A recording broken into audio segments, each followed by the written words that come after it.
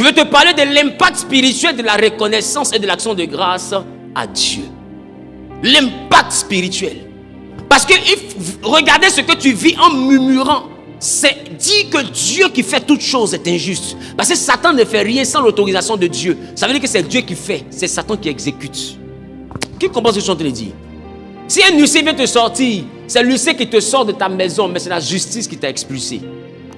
Donc tu ne peux pas te battre à l'huissier. Tu ne peux que repartir vers la justice pour essayer de changer la décision. Qui comprend ce que je te dis? Donc, aujourd'hui, Dieu comprend. C'est pourquoi moi je dis aux chrétiens, Satan n'est pas votre priorité. Satan n'est pas votre cible. C'est un exécutant. Quand on veut éprouver Job, c'est lui qui vient maltraiter Job. Donc Job n'a pas demandé pardon à Satan. Il a simplement à parler à Dieu. Parce que si Dieu manifeste sa clémence, Satan est impuissant. Qu'est-ce que je te dis? Donc ne vous concentrez pas sur le diable. Concentrez-vous sur Dieu. Le diable n'est rien dans l'affaire. C'est Dieu le vrai problème. Si Dieu dit à Satan stop, même si sa main était levée pour te gifler, dès qu'il te gifle, il a péché. Parce qu'on a dit stop. C'est un peu comme un jeu où on court et puis on dit Imo. Quand on dit Imo là, celui qui bouge a péché. Quand Dieu dit à Satan stop, s'il agit, c'est un délit. Voilà pourquoi, quand Satan voit la main de Dieu, il sait que quand on touche quelqu'un sur qui la main de Dieu est, c'est un délit. Donc Job l'énerve, mais il ne le touche pas. Et Dieu demande, est-ce que tu as vu Job? Il dit, mais comment j'ai fait pour ne pas le voir? Quand quelqu'un dit, comment j'ai fait? Il dit quoi? Je le vois jusqu'à un moment, ça m'énerve.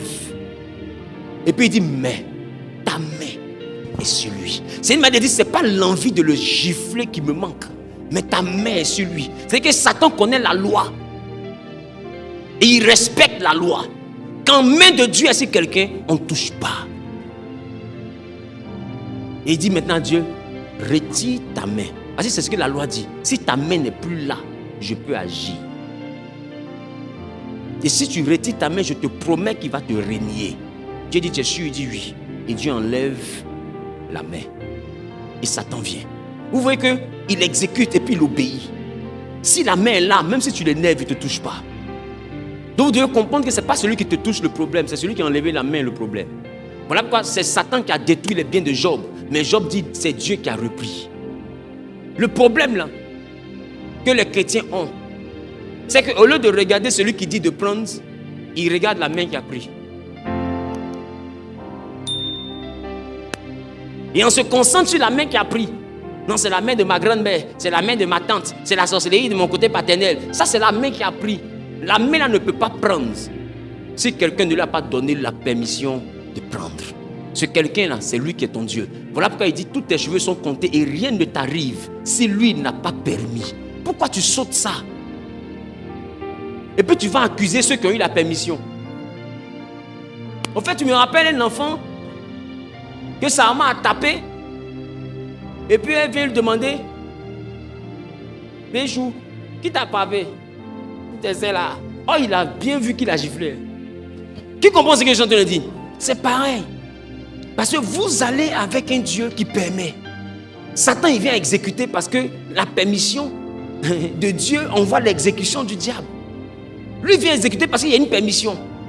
Et toi, tu te fâches, hein, celui qui exécute. Et puis tu adores celui qui a permis. Et tu t'en critiqué celui qui a exécuté dans la maison de celui qui a permis. Est-ce que tu sais que celui qui a exécuté, il ne peut pas venir chez toi si celui qui a permis ne l'a pas. Voilà pourquoi Satan, toi tu cherches Dieu, Satan cause avec Dieu tous les jours. La Bible dit, il est parti parcourir la terre, qu'il est venu. Est-ce que tu as vu Job? Ils ont causé. Je pense que c'était le seul jour. Satan est revenu encore. Donc causé encore, Job est revenu. Il dit, mais tu as vu, il ne m'a pas régné. Il dit, non, tu n'as pas régné parce qu'en réalité, il a encore la santé, ses enfants sont là, tous ses enfants. Et puis Satan est parti, il a touché enfant. Et puis il est revenu. Au fait, il est fréquent à la maison. C'est ce que je devais remarquer. Il est fréquent.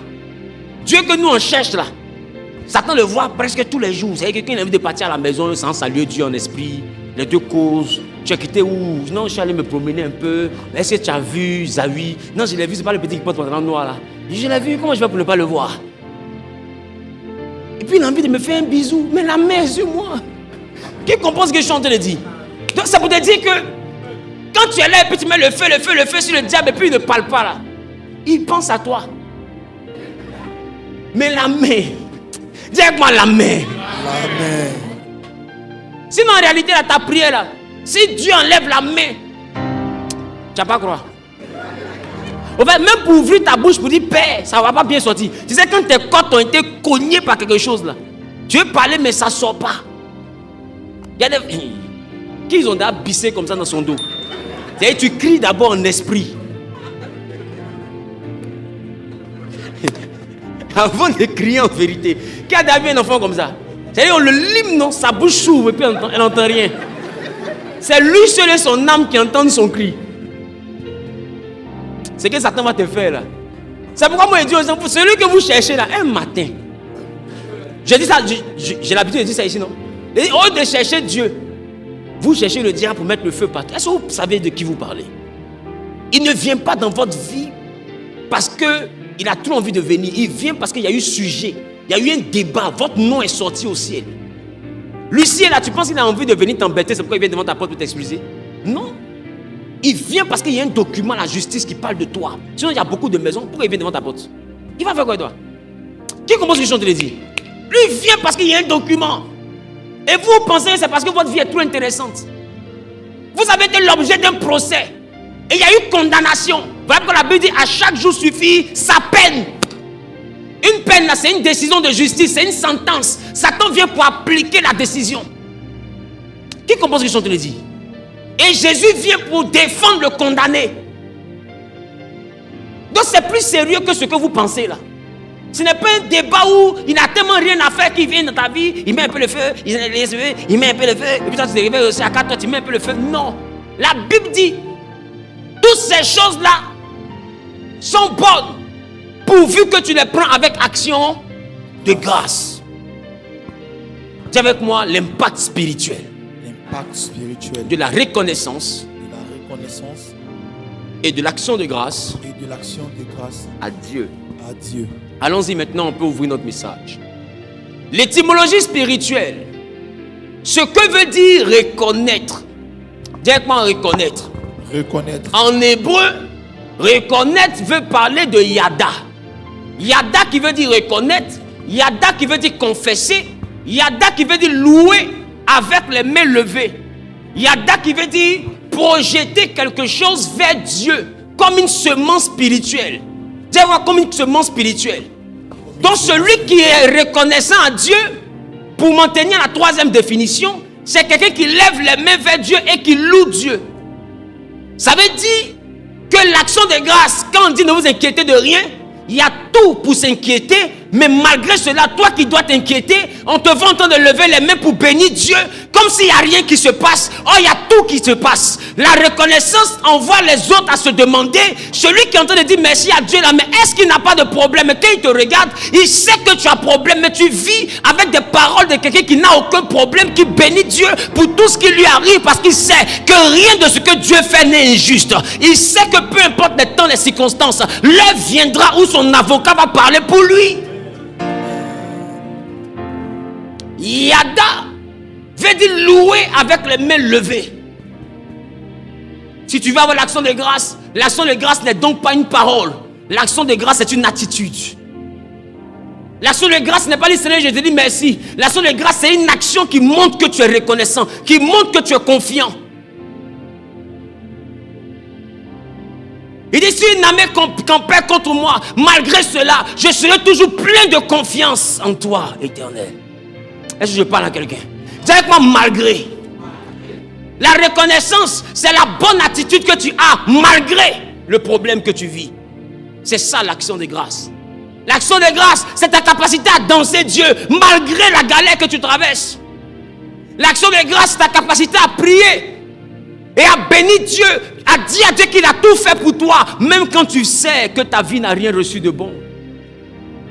Voilà pourquoi l'action de grâce, en quatrième définition, on dit quoi? C'est projeter quelque chose vers Dieu comme une semence. Parce que quand tu balances ta action de grâce à Dieu, Dieu sent qu'il te doit quelque chose de nouveau. Parce que c'est comme si tu me dis merci. Merci pour les 5000. L'action de grâce devient une action de foi. L'action de grâce devient une action prophétique. Où je suis dans la galère, Je suis dans le chômage. Mais à chaque fois que je suis en train de prier, je dis merci à Dieu pour l'embauche. C'est comme si je jette une semence d'embauche dans le monde spirituel. Est-ce pas si on comprend ce que je suis en train de dire? Ça va donc au-delà du fait de dire tout ce que Dieu fait est bon. Voilà pourquoi Paul dit, nous savons du reste que toutes choses concourent au bien de ceux qui aiment Dieu. On n'a pas dit au bien de ceux qui vivent le bonheur. Et quand on dit quelque chose concourt, c'est qu'il dit que la chose là débouche. La chose là sort sur le bien de ceux qui aiment Dieu. Si quelque chose sort sur le bien, c'est que la chose n'est pas du bien. Mais il dit, même quand des choses contribuent à ton malheur, tu dois savoir que tout ça là va finir dans le bien.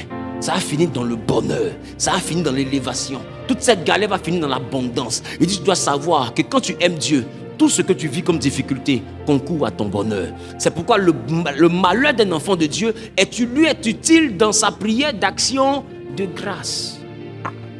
Parce qu'il sait que ça commence comme ça, mais sa vie ne finira pas comme ça. Est-ce que je parle à quelqu'un?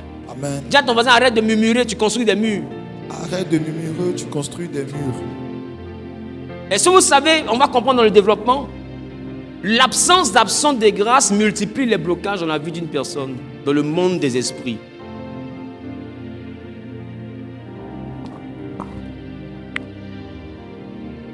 Je prends un exemple. Si tu dis par exemple qu'une décision injuste qui est tombée sur toi est injuste et que tu commences à murmurer, dans les murmures là, tu peux trouver à dire quoi?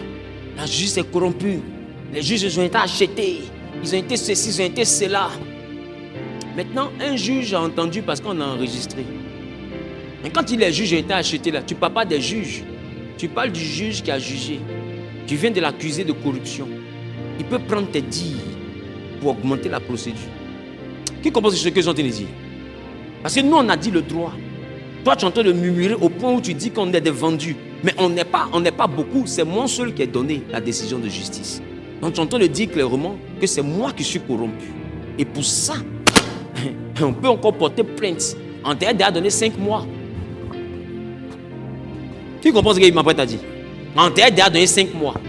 Murmure, là, va envoyer un autre blocage. On peut te donner 2 ans encore. Parce que tu viens d'accuser la justice, un juge, dans l'exercice de ses fonctions, de corruption, sans preuve. Que de la calomnie. Juste parce que tu étais mécontent, en murmurant. Et c'est des actions que beaucoup de juges entendent, mais ils ignorent. Parce que s'ils veulent appliquer ça au millimètre près, Maka sera gbé. Qui comprend ce que je suis en train de dire? Donc les murmures dans le monde spirituel créent d'autres blocages. Ça peut augmenter la nature du problème. Je ne sais pas ce qu'il y a une composition de Tunisie. Mais là, le jugement d'un juge, lorsque même tu veux faire appel, et que le juge te voit reconnaissant pour dire, en tout cas merci, au moins, la première décision dit que j'ai 1 mois, j'ai 2 mois. C'est vrai que j'ai pas envie de partir en prison, mais déjà merci, parce que je n'ai pas eu la peine capitale. Et puis vous revenez après, la dimension humaine peut être touchée, même par... Est-ce que vous savez que la loi c'est la loi, hein? Mais les hommes de loi de fois ont un cœur. Des fois, il regarde comme ça jusqu'à... Et puis, il te donne le minimum. Parce que son cœur a été touché. Maintenant, des fois, il te regarde comme ça jusqu'à... Et puis, devant dans la salle, il n'y a personne qui a pris son crédit encore. Parce qu'il veut t'ajouter la vie éternelle. Qui comprend ce que je suis en train de dire? Il veut te donner la peine maximale. Il veut que tu vas t'habiter là-bas. C'est-à-dire, là-bas, ils vont faire 2 chambres salon pour toi. Tu risques d'avoir ta femme là-bas, tu risques de faire enfant, avoir petite plantation de manioc, tout ça là-bas. Qui comprend ce que je suis en train de dire? Donc il est important de comprendre que le murmure augmente le problème. Le murmure augmente le problème. Je ne sais pas si je comprends un peu. C'est pourquoi il y a une stratégie qui permet aux avocats de fois de pouvoir négocier pour toi. Ils te disent qu'il faut plaider coupable. Parce que tout parle contre toi. Ne cherche pas à dire je ne suis pas coupable. Reconnais, assume ta culpabilité et puis on va aller sur cette base-là pour demander la clémence du juge. Pour dire au juge, il a reconnu. C'est-à-dire qu'il y a l'action de grâce dans son jugement. Donc, avec l'action de grâce qu'il est en train de manifester, on peut maintenant facilement demander la grâce. Qui comprend ce que je suis en train de dire? Donc, ça veut dire que l'action de grâce active la grâce, même chez les hommes. C'est un élément qui n'est pas minimisé pour vous, sinon pour nous, sinon pour eux qui traversent des problèmes. Quand tu vis des difficultés, le monde des esprits ne regarde pas la difficulté. Elle regarde la décision de justice qui a envoyé la difficulté. Ce n'est pas une injustice. Dis à ton voisin, c'est une justice. C'est une justice. Maintenant, toi, tu dois te débrouiller pour sortir de cette justice-là. Tu peux faire appel. Il y a beaucoup de moyens. Mais il ne faut jamais murmurer contre une décision. Job n'a pas murmuré. Il dit, Dieu a donné, Dieu a repris. Que son nom soit béni. Arrête de voir que ce que tu vis est une injustice. Parce que c'est ça qui est l'injustice. Parce que le monde des esprits, là, eux, ils voient ce que nous, on ne voit pas. Tu dis que c'est une injustice. Toi, tu es en Dieu. Mais Dieu t'a dit d'arrêter de te maplots. Est-ce que tu t'es pas masturbé avant-hier encore? C'est le pasteur qui ne voit pas, mais Dieu voit ta paume. Quand il lève tes mains, on dit louez les mains. Les mains. Dis avec moi, les mains. Levez.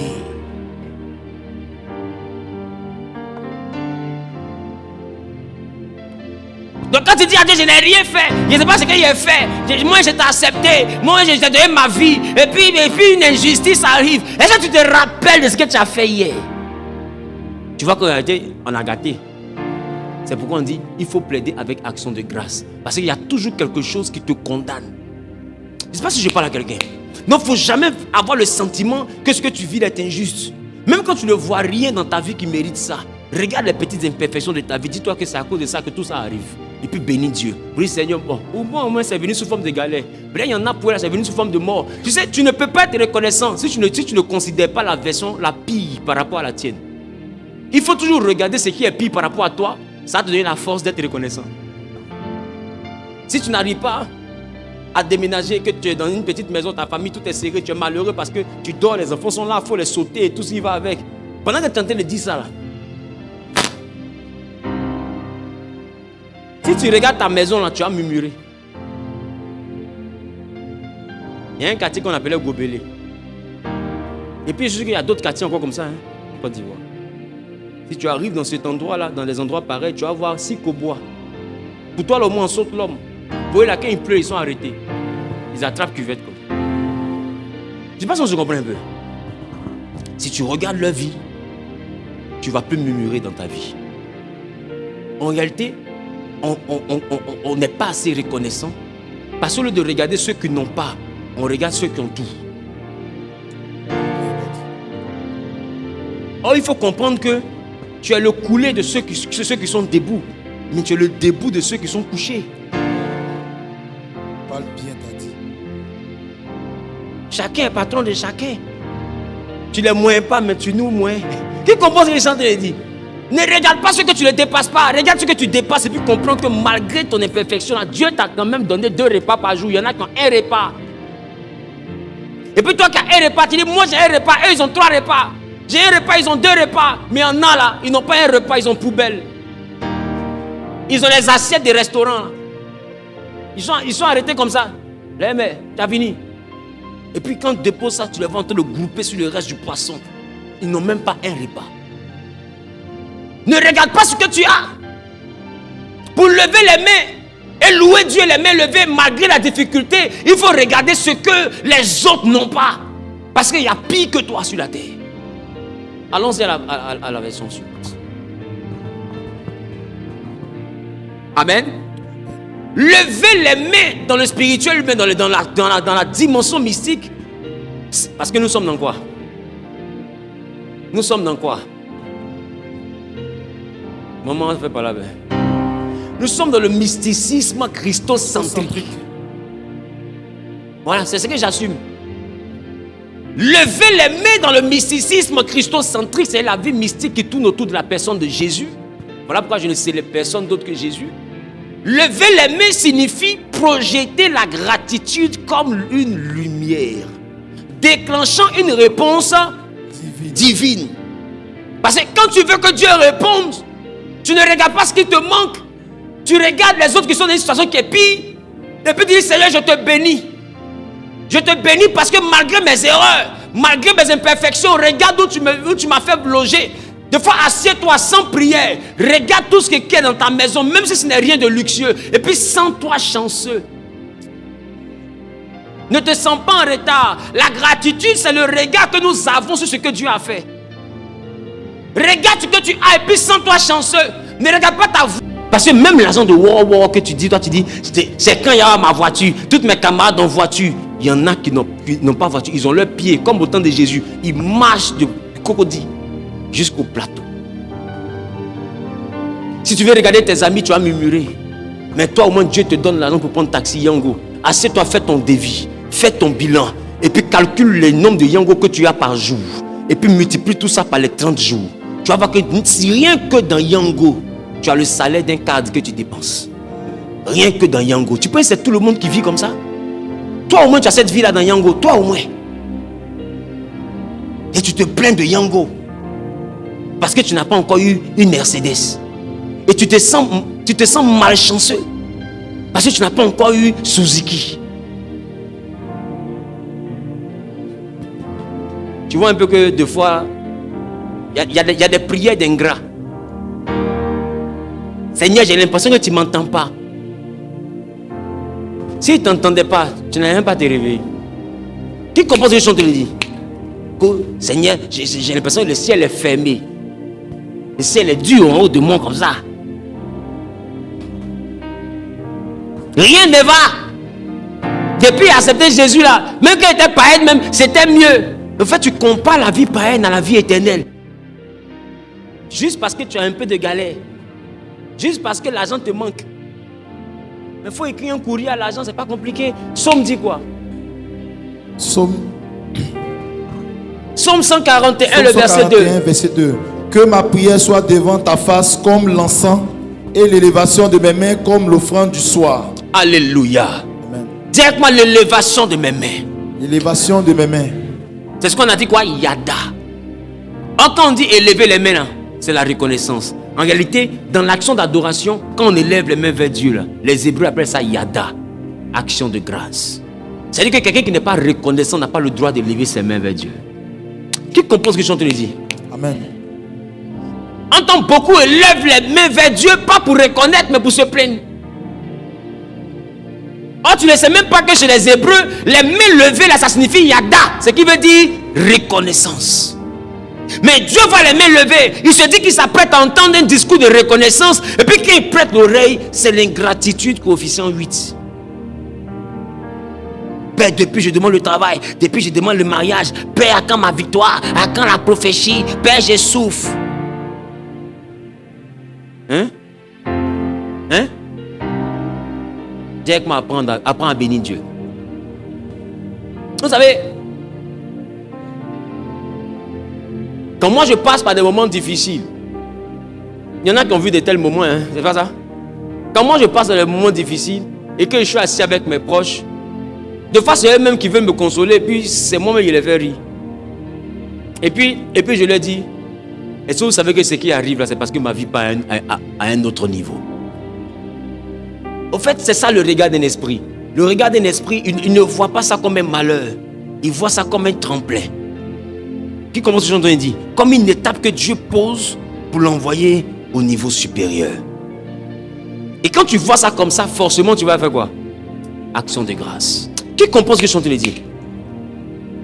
Non, on ne se plaint pas, on ne se morfond pas. Dis à ton voisin, on lève les mains. On lève les mains. Le psaume 107, le verset 1, il dit louer l'Éternel. Car, bon. Et l'expression louer veut dire quoi?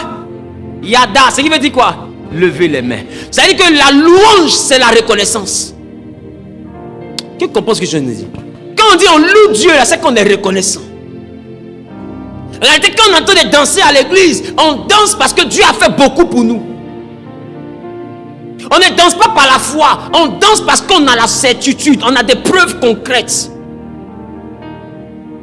On danse parce qu'on connaît la valeur de ce qu'on a reçu.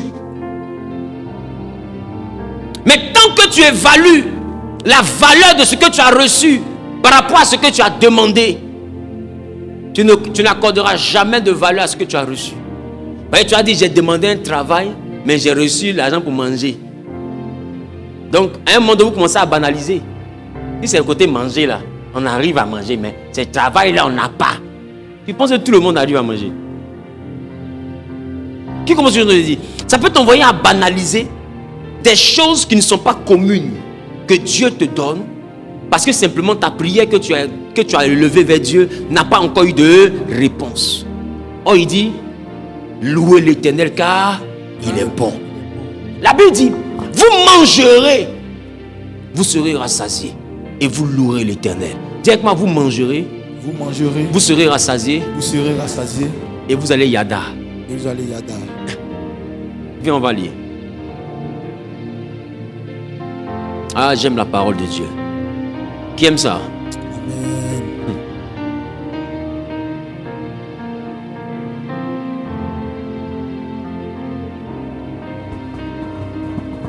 Allons-y dans le livre de Joël chapitre 2, le verset 26. Joël 2, verset 26. Vous mangerez et vous vous rassasierez. Et vous vous rassasierez. Dis-moi, quand tu es bé, après un bon foutou, après un bon foufou, après un bon zegen, il dit quand tu manges et puis tu es bé là, et puis tu bois Coca-Cola et puis tu rotes. Exactement, c'est comme ça, ils rotent sur le diable. Quand ils m'attaquent, ils sont dans ma vie comme ça, ma vie chauffe, ils mangent et puis ils boivent Coca-Cola et puis ils regardent comme ça. Parce que tu ne peux rien faire. Ce que tu es en train de faire là, c'est ton dernier volume qui est là. Aïe. Viens, allons-y papa, explique-moi. Vous mangerez et vous vous rassasierez. Vous vous rassasierez. Et vous célébrerez le nom de l'Éternel. Il dit vous célébrez le nom de l'Éternel. Votre Dieu. Qui aura fait pour vous. Des prodiges. Parce que dans le monde des esprits, manger est un prodige. Il dit même quand tu manges et puis tu es rassasié, tu dois yada parce que c'est un prodige. Mais toi tu estimes que manger, Dieu n'a encore rien fait. Oh, la Bible dit manger, Dieu a fait prodige. Et puis toi tu te plains, tu dis depuis Dieu ne fait rien pour moi. Dans le ciel, ça résonne reconnaissance ou bien ingratitude. Qu'est-ce qui te condamne? C'est le diable ou bien c'est la Bible? C'est la Bible qui te condamne. La Bible dit quand tu manges, que tu es rassasié, là, tu dois lever les mains. Dans sa version, Louis II, il a dit célébrer, c'est ça non? Maintenant regarde, je t'ai apporté ça pour que tu vois la version Martin. Dans la version Martin, on dit quoi? Et vous louerez le nom de l'Éternel. Ça veut dire que vous mangez, vous êtes rassasié. Automatiquement quand tu es là, tu dois lever les mains pour dire Seigneur merci. Parce que tout le monde ne se rassasie pas sur la terre. Dieu estime que quand une famille se rassasie, cette famille-là lui doit la louange. C'est pas écrit? Il dit et quoi? Et mon peuple ne sera plus jamais dans la confusion. Ça veut dire que quand Dieu te donne la nourriture, il estime qu'il t'a enlevé dans la confusion. Mais il y en a qui mangent et puis ils sont encore confus. C'est quoi la confusion? C'est être mélangé. Quelqu'un qui ne sait pas si Dieu va le bénir ou pas. Il dit dès l'instant que je te nourris, normalement tu ne dois plus être confus. Parce que si ma main a pu te nourrir, c'est que ma main peut te lever. En réalité, la nourriture que Dieu te donne, c'est un signe qui peut accomplir son miracle dans ta vie. Et ça doit créer dans ta vie de l'assurance. Que tu n'as pas de quoi finir le mois. Et puis tu vois que des situations arrivent, quelqu'un t'appelle comme rien et puis te dit je viens te voir et puis tu donnes l'argent, ça te complète, ça règle ton problème. Comme si Dieu avait entendu que tu avais besoin de 30 000 et puis les 30 000 viennent. Il dit quand ça se passe, lève les mains, ne sois plus dans la confusion. Celui qui n'est pas dans la confusion est dans l'assurance. C'est une il dit à partir de ce signe là, sois dans l'assurance que moi Dieu, je suis avec toi. Mais malgré ça, il y en a qui disent Dieu n'est pas avec moi, Dieu ne m'entend pas. Voici une année qui est finie. Je n'ai rien vu. Mon âge s'est complété encore. Il y en a, leur âge ne vont plus jamais se compléter. Parce qu'ils sont morts avant-hier. Tout Internet pleure. L'âge là ne va plus jamais se compléter. Toi au moins tu as âge. Et quand ça se complète? Il ne faut pas dire merci à Dieu pour que ton âge se complète. Il faut commencer à te plaindre pour que ton âge se complète. Il va dire, Gabriel. Oui, papa. Elle dit quoi? Elle dit, 2025, son âge se complète encore. Elle ne veut plus, on dirait, son âge se complète. Il dit, on dirait. Non, il ne faut plus que ça se complète. Comme on ne peut pas diminuer ton âge, on peut arrêter le décompte. Donc ton âge va plus se compléter. Tu vas rester à 32 ans là. Et puis on t'envoie à William Civil. C'est plus complété, non? Ça va finir. Tant qu'il y a la vie, il y a l'espoir. Ne vous inquiétez pas du lendemain. Il dit même si aujourd'hui est difficile, n'aie pas peur pour demain. Parce que Dieu là, il est le même hier, aujourd'hui et éternellement. C'est-à-dire que ce qu'il a fait hier, il peut le faire aujourd'hui. S'il ne le fait pas aujourd'hui, il peut le faire demain. Parce que notre Dieu n'a pas de limite. Ne t'inquiète pas. Et quand Dieu ne veut pas faire aujourd'hui, te nourrir, c'est un signe qu'il te donne pour te dire qu'il va faire demain. Qui comprend ce que je suis en train de dire? Voilà pourquoi il te dit, dès l'instant que tu manges, même si tu n'as pas prospéré, manger seulement, sache que j'ai décidé d'accomplir pour toi des prodiges. C'est-à-dire que la nourriture qui vient dans ta maison chaque jour doit te faire croire au lendemain. Ça doit te faire comprendre que le ciel ne t'a pas oublié. C'est pourquoi en réalité, il te maintient. Il te dit, mon fils, mange d'abord. L'heure n'est pas encore arrivée, mange. Non, Seigneur, je consigne immeuble. Il dit, laisse immeuble, mange d'abord. Mange. C'est le temps de manger, mange. Cherche ma face. Ne vous inquiétez pas. Quand vous voulez faire de grandes choses que ça ne marche pas, les petites choses qui sont là, tu as ton voisin, mange. Mange. Non, j'ai des grands projets, il n'y a pas l'argent. Mais tu as l'argent de Dokounou, mange. Est-ce que je parle à quelqu'un? Mais tu as l'an de manger, et puis tu prends l'an de manger là pour ne pas bien dormir. Tu as ton voisin, mange. C'est pourquoi je vous ai dit ici, en Zaïe chapitre 2, le verset 3. Peu importe le problème que tu as, mange d'abord. Parce que manger là, c'est le signe que Dieu va faire. Il y a des combats qui arrivent dans notre vie. Quand tu sens que les gens se lèvent contre toi et que tu commences à perdre l'appétit, va chercher vitamine. Tu bois la vitamine. Tu t'assois. Tu laves tes mains. Et puis tu manges. Et puis tu dis à Dieu, Seigneur, de toute façon je mange là. Oh normalement je ne devais pas manger. C'est parce que je sais que ta Bible dit que quand je mange et puis je suis rassasié, c'est que tu es sur le point de faire un prodige. Dis à ton mari, tu as fini de prier. Tu as fini. Parce que c'est écrit. La Bible, quand tu manges que tu es rassasié, souviens-toi de Dieu parce qu'il va faire un prodige. C'est-à-dire que les ennemis que tu vois là, tu ne les verras plus jamais. C'est pourquoi quand moi j'ai des problèmes, j'ai des difficultés, les attaques, on se lève contre moi, j'ai dit préparer la nourriture, je m'assois, je mange. Quand je suis rassasié. Est-ce que c'est qu'il y a des moments où être rassasié, c'est être dans la meilleure position de la prière, selon ce verset? Je suis bien bé. Je mets un ventilateur sur moi, ça souffle ma nuque. Tu sais? Non. J'aime pas ça. Hein. J'aime pas ça. Il dit ma nuque, en même temps, tu ris. J'aime pas ça. Hein. Donne la lumière. Amen. Donc vous allez voir que quand tu manges une nourriture qui est douce, et puis qui est un peu pimentée, c'est toujours ta nuque qui transpire. Ça vient de partout. Donc c'est pourquoi il dit ventilateur. C'est ma nuque. Les gens t'attaquent pour ne pas que tu dormes, et puis toi aussi, tu ne dors pas. Les gens te font du mal pour ne pas que tu manges, et puis toi aussi, tu ne manges pas. On te pose question, je n'ai pas l'appétit, j'ai trop de problèmes. C'est ça qu'il voulait. Mange! Est-ce que tu comprends ce qu'il dit? Quand les gens te stressent, ça c'est pour couper ton appétit, c'est pour troubler ton sommeil. Si tu es vraiment reconnaissant à ton Dieu, mange. Arrête de dire non, il a perdu X, il a perdu Y, telle personne n'est plus dans ma vie. Qu'est-ce que je serais sans lui? Mange! Dis à ton voisin, mange! Mange. Quand tu as bien mangé, là, la chair va sortir. Un matin, il va se promener au plateau, qu'il va te voir. Bim! Il dit, mais elle est encore plus jolie. On dit oui, parce qu'elle a mangé. Il pense quoi? Jean, tu es parti et puis le monde s'arrête quoi. C'est Imo, c'est ça? Directement Yada. Yada. Est-ce qu'il y a une armée de loueurs ici désormais?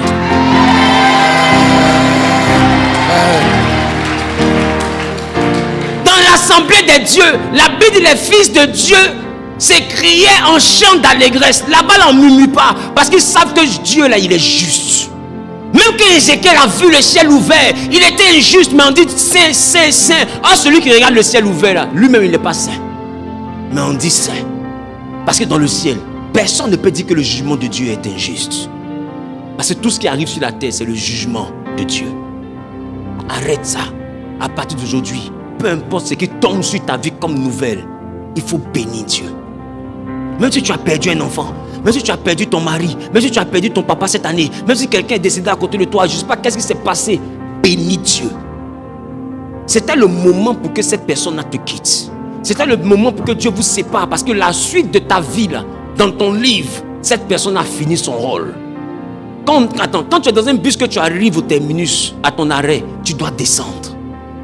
Toi qui restes dans le bus, là, ce n'est pas une malédiction de rester dans le bus, c'est parce que ta destinée n'est pas encore arrivée. Tu n'es pas encore arrivé à destination. Donc tu continueras sans des personnes. Ne t'arrête pas, ne descends pas du bus parce que les gens sont descendus. C'est leur destination, ce n'est pas ta destination. Si tu es en train de perdre goût à la vie, retrouve l'action de grâce. L'action de grâce, c'est ce qui te redonnera goût à la vie.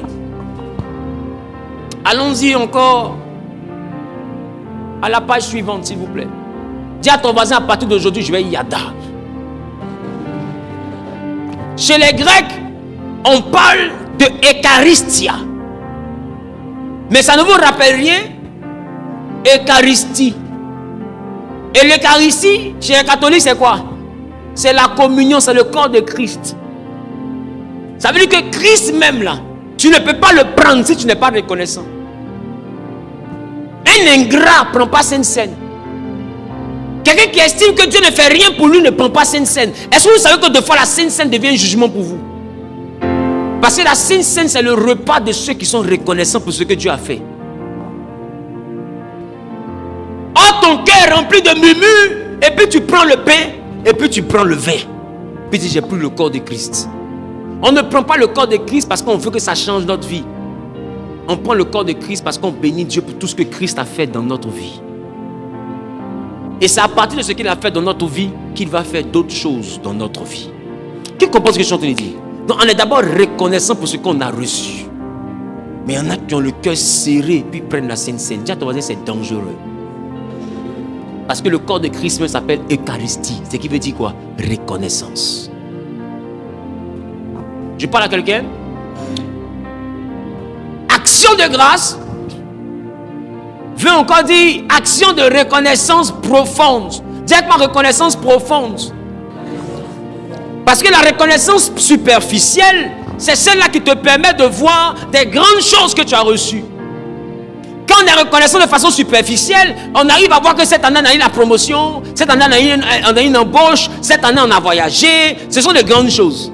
Mais quand la reconnaissance est profonde, ça va au-delà. Dis à toi, ça va au-delà. Tu sais ce que je veux dire quand il dit ça va au-delà? C'est que tu n'oublies pas le voyage que tu avais fait.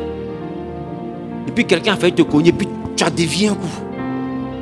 Et puis ta voiture s'est garée. Et puis tu l'as demandé, mais conduisez bien. Et puis après, tu montes dans ta voiture et tu as continué comme si de rien n'était. Est-ce que tu sais que cette petite scène-là, ça pourrait te coûter ta vie, ou même ça pourrait te coûter tes jambes. La voiture pourrait faire un tonneau, tes pieds allaient être coincés. On allait être obligé de les scier pour que tu sortes. Peut-être que dans le monde des ténèbres, ils avaient prévu qu'on te le retire les pieds. Joli comme ça, tu allais finir 2025 sans pieds. Mais comme tu n'as pas la reconnaissance profonde, tu vois ça comme un événement qui est arrivé et puis tu as oublié. Ouais, ta reconnaissance n'est pas profonde. Je ne sais pas si je parle à quelqu'un. Des fois, tu as décidé de partir quelque part. Et puis tu as pris un petit moment de retard. Et puis pendant que tu entends le maintenant partir, tu vois qu'il y a eu carambolage. 5 voitures se sont cognées, bam, bam, bam, bam, il y a embouteillage. Qu'est-ce qui se passe? Non, il y a eu accident. Il y a un camion qui a cogné ceci, qui a cogné cela, qui a cogné ceci. Ils sont 4, ils ont barré la route. Et puis tu dis, mais ils sont en train de me mettre en retard. Je devais être là-bas depuis 8 heures. Dis avec ma reconnaissance superficielle. Si ta reconnaissance est profonde, tu ne vas pas regarder le retard à ton rendez-vous. Tu vas te dire, mais peut-être que Dieu a permis que je sois à ce moment-là ici. Parce que de peu, j'aurais été parmi les voitures qui sont là-bas. Parce que c'est mon chemin. J'aurais pu être dans ces véhicules-là. Mais Dieu a permis que je sois avant. Donc il a permis que ça se passe. Et puis que moi maintenant, j'arrive. Parce que j'ai du prix à ses yeux. Tu aurais pu voir ça comme ça. Mais tu vas commencer dans ta voiture. Oh, mais on ne peut pas dévier. Pam, mais quittez là. Les pompiers à la maison où? Dis avec moi, reconnaissance superficielle. On a rendez-vous. Mais l'accident est fini. Poussez la voiture là. C'est ta route, ça aurait pu être toi. À quelques minutes près. À quelques minutes, c'est-à-dire que tu étais venu peut-être 2 minutes avant. C'était toi. Et devant toi, des fois, on fait sortir des gens qui sont couchés, sans vie, à quelques minutes près. Tu as raté ça. Qui comprend ce que je suis en train de dire? Parce que c'est ta route. Quand tu n'es pas profond, tu peux oublier toutes tes séquences de ton année. Et tu peux te dire, jusqu'à présent, je n'avance pas. Je veux une promotion, ça ne vient pas. Mais c'est le vivant qui a promotion. Tu as oublié l'accident que tu avais vu là, les cadavres là, tu penses que c'est pour rien? Des fois tu es revenu de Yopougon et puis tu as eu une voiture qui a eu boum, les gens ont voulu sortir, le feu les a pris, ils sont sortis comme ça. Tu n'as pas vu ça? Mais après ça, toi tu es passé. Et tu as vu ça, tu dis, hey, papa, c'est quand on a vu sur la route, vraiment, c'est effroyable. Les gens étaient coincés. Les gens qui étaient coincés là, ça aurait pu être toi. Parce que c'est aussi ton chemin. Et que tu as demandé, ça vient à peine de se passer. Mais pourquoi Dieu a permis que toi tu sois un peu plus en retard? Parce que tu as du prix à ses yeux. Combien de fois on oublie ce genre de petites séquences? Parce qu'on n'est pas profond dans la reconnaissance. On n'est pas profond. On est superficiel. On attend les grandes choses avant de se souvenir des grands prodiges. Mais les choses simples comme ça, là, on les oublie. Tu as vu que tu as dit calme, non? Parce que beaucoup ils sont déjà assistés à ce genre de scène-là. Est-ce que je parle à quelqu'un? Il y en a qui sont retrouvés en train de voyager. Et puis la voiture est là, et puis quelqu'un fait sortir de route, et puis il les dépasse comme ça, vous il rentre dans le tonneau. C'est-à-dire qu'il ne vous touche pas, hein. Il passe devant vous comme ça, boum. Mais est-ce que une seconde de plus, tu étais pile poil où il passe, et il partait toi dans le ravin? Et tu arrives à la maison, tu parles de ça. On a raté un accident, hein. Il y a une voiture qui a passé comme ça, boum. Et puis le monsieur est parti mourir là-bas. Eh, vraiment l'homme n'est rien, mais tu as oublié que l'homme n'est rien, hein, toi. C'est-à-dire que 10 mètres de plus, tu ne parlais pas de l'homme de rien, tu étais aussi dans le trou là-bas. Qui comprend ce que je suis en train de dire? Dis avec moi, Eucharistia. Tu ne peux donc pas minimiser les actions que Dieu pose. Un esprit finit l'année avec une reconnaissance profonde. Et quand on dit profonde, ça veut dire que tu analyses ta vie de façon minutieuse. Tu sais que je t'ai fait sortir le verset que même la nourriture, même manger que tu banalises là, c'est un prodige chez les esprits. Donc quand tu deviens profond, tu ne peux pas dire que depuis le verset qui est fini, Dieu n'a rien fait pour moi. Mais quand tu es superficiel, tu peux dire Dieu n'a rien fait pour moi. Parce que tu te disais, cette année j'allais me marier, cette année j'allais voyager, cette année j'allais avoir mon magasin. Comme tout ça je n'ai pas eu, je considère que j'ai perdu une année. En oubliant la somme de toutes ces petites choses-là que Dieu a fait pour toi durant l'année. Qui comprend ce que je suis en train de lui dire? Dis avec moi, voici comment les esprits finissent l'année. Amen. Et chez les Grecs, quand on parle de Eucharistia, ça parle d'un remerciement qui ouvre une communion divine. Parce que laisse-moi te dire, quand tu as le cœur qui est profondément reconnaissant dans la dimension Eucharistia, Dieu établit un lien fort avec toi. Parce qu'il estime que tu n'es pas charnel. Un homme charnel oublie tous ces détails. Mais tu vois qu'un homme spirituel vient de te rappeler ces détails. Mais ce ne sont pas des détails qu'on est censé oublier. Et quand tu te rappelles de tous ces détails pour rendre grâce à Dieu, Dieu renforce la communion, sa relation avec toi. Parce qu'il comprend que tu le comprends. Il comprend que dans les événements que les autres banalisent, toi tu arrives à voir sa main qui a agi. Toi tu arrives à reconnaître sa main. Voilà pourquoi la Bible dit en Ésaïe, qui a reconnu le bras de l'Éternel. Il n'avait rien pour attirer nos regards. Il y a des choses que le bras de Dieu a fait dans notre vie. Mais comme ça n'a rien pour attirer des regards, comme ce ne sont pas des choses frappantes telles que les milliards, telles que de grands marchés, on ne reconnaît pas la main de l'Éternel. Mais un homme spirituel, il sait reconnaître la main de Dieu dans tout ce que je t'explique. Même dans la nourriture qui cuit à midi, un homme spirituel voit la main de Dieu. Je ne sais pas si je parle à quelqu'un. Dis avec moi, Eucharistia. Qui veut finir son année comme un esprit? Alors il te faut. Dis avec moi, il te faut Yada. C'est-à-dire que toujours louer Dieu. Et puis chez les Grecs, il te faut Eucharistia. Ce qui veut dire quoi? Aller en profondeur. Ne regarde pas les grosses choses que tu n'as pas eu, ou bien cette année-là, c'est travail seulement, à part ça là, c'est pas grave, j'ai redoublé d'efforts dans la prière. Comment tu peux dire en 365 jours et un quart, Dieu n'a donné que le travail? Comment tu peux dire ça? Toute ta vie, c'est travail seulement que tu as eu dans tout 2025 là. Parce que je le dis, parce qu'il y a des moments, il y a des papas qui regardent l'année en train de finir et puis qui sont plus sereins. qui sont troublés. Donc l'année est en train de finir encore. J'ai encore reparti en 2026, ma vie n'a pas bougé. J'ai envie de te dire, quand Dieu veut faire pour toi des grands prodiges, il se contente de te nourrir. Je ne sais pas si je parle à quelqu'un. Dieu voulait utiliser Élie pour faire descendre le feu, de grands prodiges. Il lui dit, va au trône de Kérit, j'ai ordonné au corbeau de te nourrir. Quand Dieu veut faire des choses grandes pour toi, il ordonne au corbeau de te nourrir. C'est-à-dire quoi? C'est manger seulement tu trouves. Mais quand tu sors de là où il t'a nourri, c'est le feu qui descend et toute la nation te célèbre. Parce qu'il y a un temps pour tout sous le soleil. Quand Dieu prend son temps de te donner de quoi manger, ne te plains pas. Il te prépare pour le temps de la gloire. Prépare-toi. Parce que la gloire n'est pas une chose qui est censée te surprendre. C'est une chose qui est censée te trouver étant prêt. Donc il nourrit Élie. Parce que plus tard, il va prendre Élie pour faire de grandes choses. Que Dieu ne veut rien faire de grand pour toi. Même manger, il ne te donne pas. Je ne sais pas si je parle à quelqu'un. Dis à ton voisin. C'est que c'est pas n'importe qui. On dirait que Dieu veut faire de grandes choses pour moi.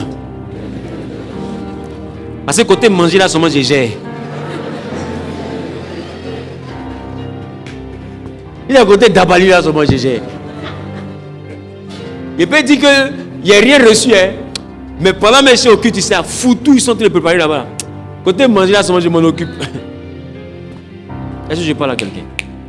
Dis à ton voisin, Dieu a donc fait pour nous de grandes choses. Donc, Eucharistia, chez les Grecs, est un dérivé de charis, qui veut dire quoi? Grâce. Parce que l'action de grâce, ça vient de la grâce. Au fait, c'est une grâce qu'on a localisée qui nous envoie être reconnaissants. C'est que pour avoir un comportement d'action de grâce, il faut avoir des yeux qui arrivent à voir la grâce que Dieu t'a fait. Tant que tu ne sais pas localiser la grâce que Dieu t'a fait, tu ne peux pas avoir l'action de grâce. Parce que l'action de grâce, c'est l'action d'un homme qui reconnaît qu'il a reçu grâce. Tu comprends ce que je suis en train de dire? Mais si toi tu regardes ta vie que tu ne vois aucune grâce, tu n'auras aucune action de grâce.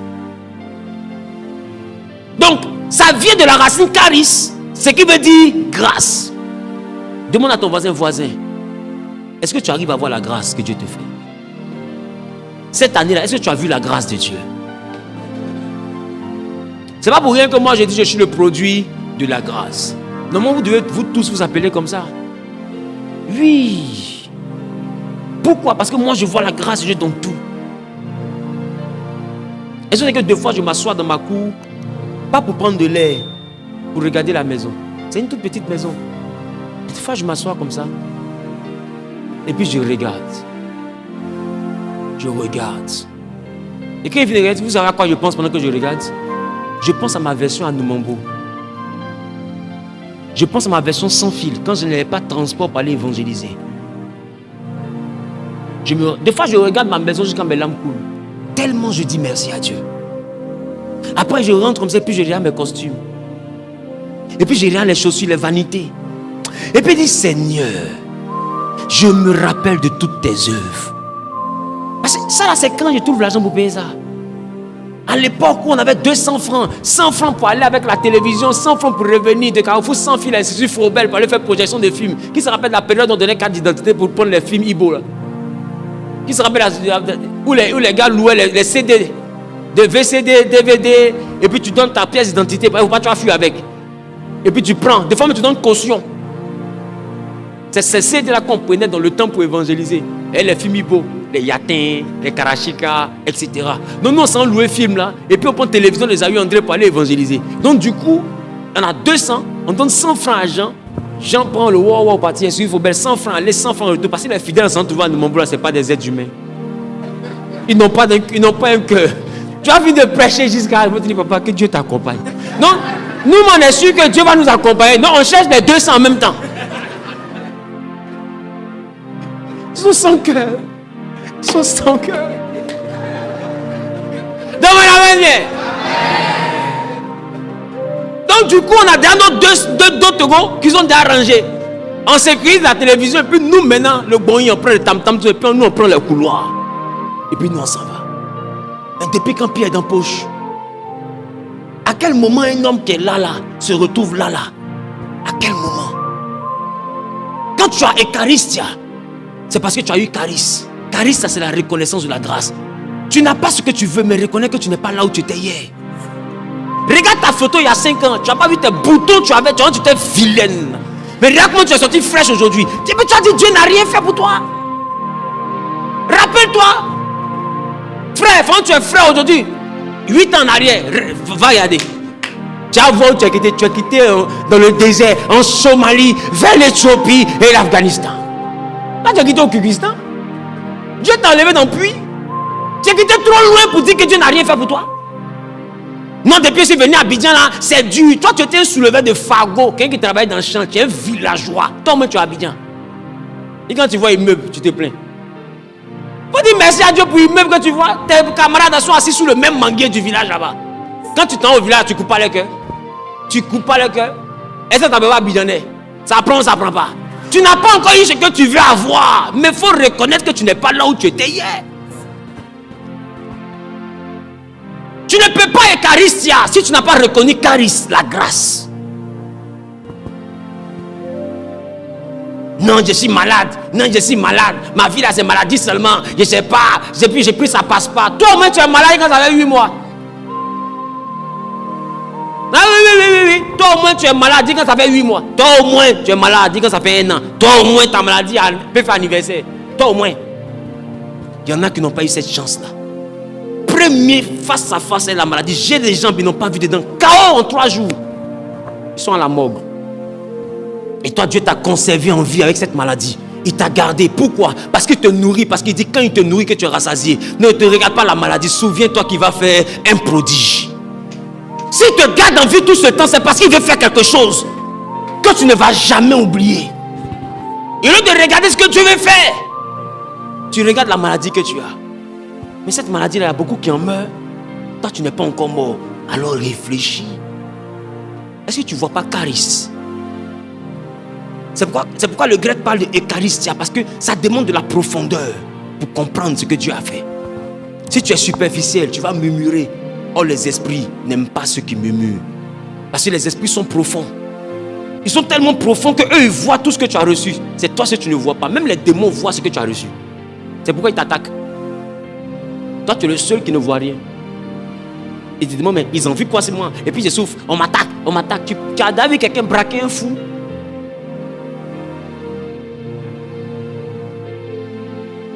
Il y a des quartiers où les gens dorment, ils ne ferment pas la porte. Toi, tu as vu le voler, tu as eu des transports. Tu comprends un peu, non? Il n'y a rien à prendre. Donc le voleur même là, il passe et puis il dit, tu as oublié de fermer la porte, ferme. Parce qu'il n'a pas envie de gâter son ministère, son badge de voleur là, il a eu ça. Dans les meilleures universités. Il ne peut pas venir gâter, salir son CV et tes anciennes fouchettes qui sont là. Donc il faut fermer la porte. On ne va pas demain que je vais t'arriver, tu vas dire c'est nous. Nous là, on se connaît. On sait ce qu'on vole, on sait ce qu'on ne vole pas. Ferme. Si tu ne fermes pas là, on te frappe. Il faut fermer ta porte. Lui-même te réveille, il vous dit, tu as oublié ton portable. Le portable, ça, s'il a volé ça, il a gâté sa carrière. Il a sali son palmarès. Téléphone, même ça rentre dans la poche, mais ça vibre ton pied. C'est épilepsie, c'est AVC, on ne sait pas. C'est quelqu'un qui t'appelle comme ça. Qui n'a pas volé ça pour aller mourir? Aïe. Qui comprend ce que je te dis? On ne vole pas quelqu'un qui n'a rien. Donc le diable là, c'est pas un sauvage. Il n'attaque pas quelqu'un qui n'a rien. C'est-à-dire que même le diable sait ce que tu as reçu. Jusqu'à il combat pour t'arracher. Tu es le seul qui ne voit rien. Qui comprend ce que je dis? Parce qu'on dit, l'ennemi ne vient que pour voler. Donc si tu vois le diable dans ta vie, c'est qu'il y a quelque chose à voler. Donc lui, il sait ce que tu as. Tu es le seul qui dit je n'ai rien. Le diable ne vient pas dans la vie de quelqu'un s'il n'a rien à voler de précieux dans la vie de cette personne. Non, ce n'est pas parce que tu n'as rien dans ta main que tu n'as rien dans ta vie. Si tu vois le diable, il est l'indice qui te démontre que tu as quelque chose dans ta vie. Le diable ne vient pas dans la vie de quelqu'un qui n'a rien. Il n'a pas de temps à perdre. La Bible dit qu'il est animé d'une grande colère et il sait qu'il a peu de temps. Donc le diable ne perd pas son temps pour attaquer des gens qui ne sont personne. Il n'a pas de temps. Dis à ton voisin, Satan n'a pas le temps. Donc s'il est beaucoup dans ta vie, sache que tu as beaucoup de choses. Et les Grecs disent Eucharistia, la profondeur de la reconnaissance. Tu dois être capable maintenant de te demander, laissons le diable. Fouillons dans la maison. Il y a quoi dans la maison qui fait qu'il vient? C'est qu'il y a forcément quelque chose. S'ils sont beaucoup sur nous comme ça, c'est qu'il y a quelque chose. Peut-être que nous, on ne voit pas. Mais il y a quelque chose. Il y a charisme. Il y a charisme. Parce que le diable ne vient pas s'il n'a pas vu la grâce. Est-ce que je parle à quelqu'un? Donc quand le diable se lève, moi quand le diable se lève contre moi, je dis toujours à mes collaborateurs, je suis en train d'aller à un autre niveau. Parce que je sais que s'il se lève maintenant, c'est parce qu'il vient de voir une nouvelle grâce. S'il ne voit pas la nouvelle grâce, il ne se lève pas. Tu n'as pas remarqué depuis un moment mon message a changé? C'est une nouvelle grâce, c'est autre chose. Non, on a bougé. On ne prêche plus, on fait des masterclass. Tu ne vois pas les commentaires? C'est autre chose. Ça, c'est une nouvelle grâce. Oui, c'est les choses que j'ai négociées avec Dieu. Il y a 2 ans en arrière, le message n'était pas à ce niveau. On a bougé parce qu'ils ont attaqué. Quand le diable attaque, c'est qu'il y a une nouvelle grâce. Ne regarde pas ceux qui attaquent. Commence à chercher la grâce qui est venue. C'est qu'il y a forcément quelque chose qui est venu. Même si tu ne vois pas, sache que c'est venu. Et tu dois être profond pour fouiller jusqu'à trouver la grâce. Et quand tu as trouvé la grâce, tu vas dire, c'est à cause de ça là, il m'attaque. Qui comprend ce que je suis en train de dire? Parce qu'on ne t'attaque pas par hasard. Quand tu auras perdu la grâce là, ils ne vont plus t'attaquer. Parce qu'on ne braque pas un fou. Ni mais n'a pas calaison. Tu as le braquer pour quoi? Tout fou qui se respecte n'a pas calaison.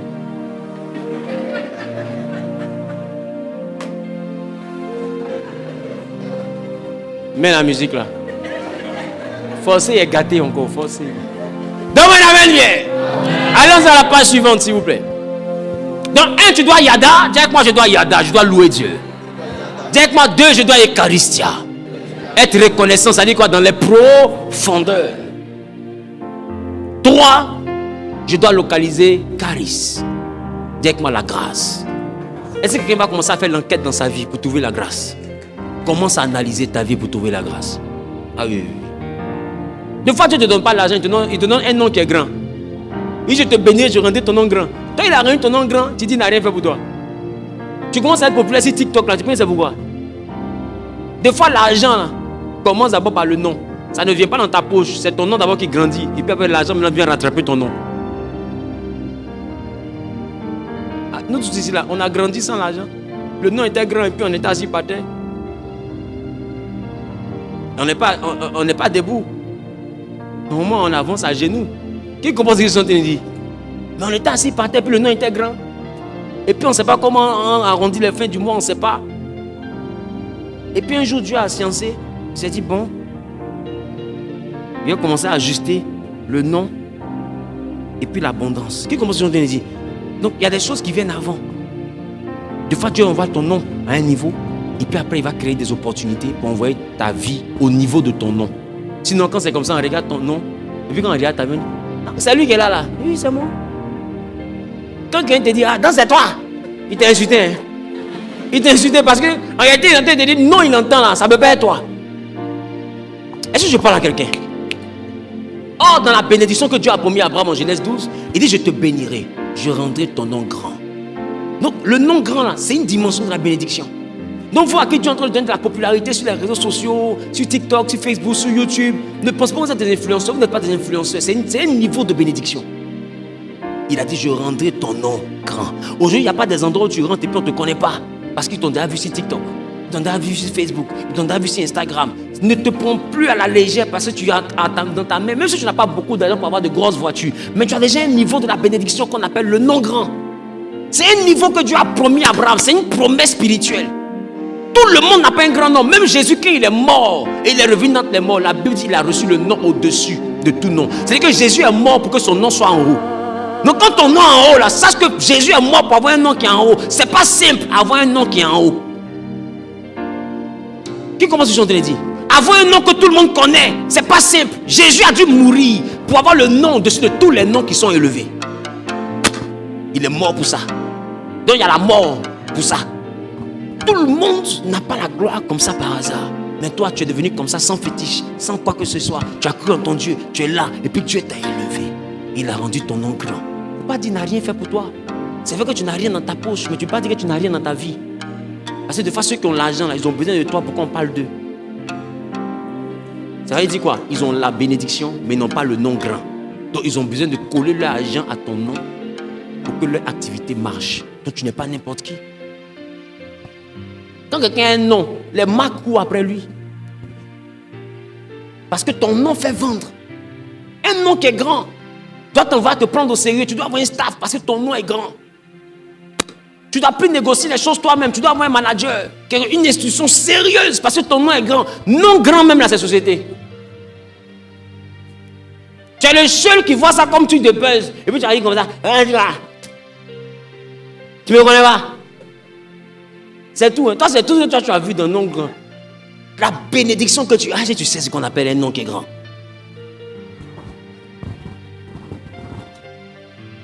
Donc, dites-moi, rendez grâce en 1 Thessaloniciens, chapitre 5, le verset 18. Ça veut dire rendez grâce en toutes choses. Dites-moi, eucharistéisté. En toutes choses. C'est-à-dire qu'il faut être reconnaissant. C'est-à-dire en toutes choses, sois profond. Quand quelque chose arrive, ne regarde pas la chose qui est arrivée. Va dans les profondeurs pour essayer de comprendre qu'est-ce qui s'est vraiment passé. Maintenant, quand tu veux voir ce qui s'est vraiment passé, il faut charisme. Cherche maintenant quelle est la grâce qui était là. Parce que dans toutes choses, il y a une grâce que Dieu t'a fait. De toute façon, je comprends un peu. Et c'est quand tu vas comprendre avec l'analyse profonde et que tu vas localiser la grâce, tu pourras maintenant faire l'action de grâce. Parce qu'on ne peut pas être reconnaissant si on ne sait pas ce qu'on a fait pour nous. C'est pourquoi il y a des gens, tu as tout fait pour eux, puis ils te regardent et puis ils te parlent comme si tu étais ses pieds. Parce que quand ils regardent leur vie, ils n'arrivent pas à voir ce que tu as fait pour eux. Je ne sais pas si je comprends un peu. Ce n'est pas de l'ingratitude. Il est aveugle. Il ne peut pas voir. Parce que la grâce, il faut des yeux d'esprit pour voir la grâce. Il y a des gens qui tombent dans leur vie, ils ne voient pas la chance qu'ils ont de t'avoir dans leur vie. Mais il faut des yeux spirituels pour voir la valeur de quelqu'un dans ta vie. Sinon, tu peux te dire, s'il n'est pas là, je peux avoir quelqu'un d'autre. Si elle n'est pas là, je peux avoir quelqu'un d'autre comme ça. Il faut des yeux spirituels pour voir la valeur de quelqu'un dans ta vie. Il y a des gens qui quittent dans ta vie et tu as tout perdu. C'est fini. Tu vas descendre. Parce que ton niveau, c'est eux. C'est pas ça que je comprends un peu. Tu dois être capable de voir, au-delà des apparences, la grâce. Il y a la grâce auprès de toi, comme un ami. Il y a la grâce comme une amie, il y a la grâce comme une relation, comme une connaissance. Il y a la grâce même comme un mariage. Il y a la grâce comme un partenaire de vie qui est là. Tu dois avoir les yeux spirituels pour voir. Est-ce que je parle à quelqu'un? C'est pourquoi j'ai dit on ne marie pas la beauté, on marie la grâce. Et tu prends le temps d'observer que la grâce n'est pas là, laisse la beauté. Ce n'est pas utile. Aujourd'hui, vilain matin, joli le soir. Skinny matin, à Pouchou à 13h. Sans cra, tout cra. C'est comme rien. Si elle veut là, elle peut mettre cramer sur son dos même. Donc tout ça là, on monte et puis on démonte. Ce qui commence à dire. Aujourd'hui, le monde a montré que l'apparence ça c'est rien. Quelqu'un peut être balèze, on le rend skinny de là à là. Quelqu'un peut être skinny, on le prend, on met tout ce qu'on veut de là à là. Non, en fait, c'est pour vous faire comprendre qu'on ne doit plus regarder maintenant la forme. La forme, on peut modifier ça à tout moment. Donc, il faut regarder ce qu'il y a à l'intérieur, la grâce.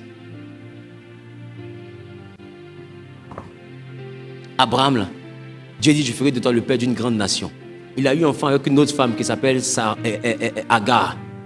Il a eu Isaac. Dieu dit, tu seras le père d'une grande nation. Il dit, prends Ismaël, que Ismaël vive devant ta face. Il dit, non, ta femme Sarah aura un fils. Quand Dieu arrive chez Abraham, il dit à Abraham, où est Sarah, ta femme? Parce que la promesse d'Abraham là, est rattachée à la présence de Sarah. Il y a des personnes là, qui sont la grâce dans ta vie. Le jour où Dieu va vouloir te bénir, il va te demander, où est Sarah? Il y a des fois où Dieu va vouloir te bénir, il va te demander, où est ton ami là? Il dit non, on ne se parle plus, ça fait 2 mois. Lui, là, il est trop orgueilleux. Il va te dire, va le chercher. Parce qu'en réalité, ce qu'il a fait là, ce n'est pas lui. Qui commence à dire, Abraham pouvait enceinter tout le monde, ça ne peut jamais donner Isaac. C'est Sarah qui est propriétaire d'Isaac. Donc il y a des personnes qui sont la représentation charnelle de la grâce de Dieu dans ta vie. Tant que tu n'as pas les yeux spirituels, tu ne verras pas que c'est eux la grâce. Qui compose ce que je te le dis? Et le jour où la grâce va vouloir se manifester, Dieu va demander, où est Sarah? Oh, c'est Abraham qui prie, hein? Mais ce n'est pas Sarah qu'on exauce. Dieu n'avait jamais parlé à Sarah. Il avait toujours parlé à Abraham. Mais pour élever Abraham, pour exaucer Abraham, il a demandé après Sarah. Il y a des gens qui ne prient pas toi, mais pour t'exaucer, là, c'est pas eux, Dieu va passer. Il va te demander où ils sont. C'est vrai, il y a des amitiés, il y a des relations, des partenariats, tu ne dois pas rompre. Parce que ce sont des Sarah dans ta vie. Le jour où Dieu va vouloir faire ce qu'il t'a promis. Parce qu'Abraham lui avait promis l'enfant depuis 24 ans. Le jour après 24 ans, Dieu va vouloir te lever, va te demander, où est ton ami là? Non, Seigneur, on s'est perdu de vue. Il dit, va le chercher. Parce que l'année prochaine, à la même date, tu deviendras un DG. Mais pour ça, tu dois trouver l'ami. L'année prochaine, à la même date, Sarah aurait un fils. Mais pour ça, Abraham doit s'arranger que Sarah soit à la maison. Qui comprend ce que je suis en train de dire? Sinon, l'année prochaine est compromise. Il n'y a plus d'année prochaine s'il n'y a plus Sarah. Il y a des bénédictions d'élévation. Dieu a besoin que tu retrouves la grâce dans la vie de ceux qui t'ont envoyé. Dieu n'envoie pas les gens dans ta vie par hasard. Il y a des gens qui sont la matérialisation de la grâce. Est-ce que je parle à quelqu'un? Tu ne dois pas les perdre. Si tu les as perdus, quand le temps de la manifestation va arriver, Dieu va te demander où ils sont. Tu as dit non, on ne s'entendait pas, on a fait palabre. Donc depuis ce jour-là, j'ai dit à ma camarade dans la car, moi aussi, rester dans mon coin parce qu'on est deux sœurs, on marche ensemble, mais elle n'est pas bien. Quand ma soeur s'est analysée, elle n'est pas bien. Et puis elle a toujours été jalouse de moi. Mais moi, il va dire, où est Gasparine? Non, elle t'a dit que depuis on ne s'appelle pas. Elle m'avait fait un truc au travail, dit, j'ai dit, où est Gasparine? Non, elle est à Trècheville. Va la chercher. Parce que l'année prochaine, à la même date, tu seras en Europe. Pourquoi? Parce que Gasparine, quand elle va venir dans ta vie, là, c'est que tu ne sais pas. Dans son wole là, elle n'aime pas rester à la maison. Elle va t'appeler un jour, après la réconciliation. Elle te dit, ma sœur, tu fais quoi? Non, il ne fait rien. On peut partir prendre un petit pot. Vous vous asseyez dans un endroit, Cap Sud. Vous vous mettez dans le petit coin là-bas, en train de prendre un petit pot. Et puis c'est là qu'il y a un blanc qui passe. Quand il passe comme ça, et puis tu vois, bonjour madame, excusez-moi, c'est où chez Constant? Non, vous partez comme ça. Mais vous pouvez me montrer s'il vous plaît? Venez, je vais vous montrer. Venez. C'est ça Constant, tu veux? Viens te montrer. Non? C'est à Constant. Mais ok, mais je peux avoir votre numéro de téléphone? Puis tu donnes le numéro de téléphone. C'est à cause de Gasparine, tu entends tes maris l'année prochaine comme ça. Parce que l'année prochaine, à la même date, tu auras ton mari. Mais pour ça, Gasparine doit revenir parce que ses narines vont te faire sortir. Parce que Gasparine a des narines.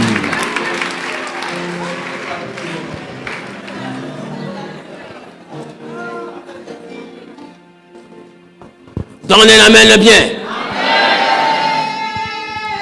C'est pourquoi il y a des miracles qui doivent passer par le fait que d'autres personnes doivent revenir dans ta vie.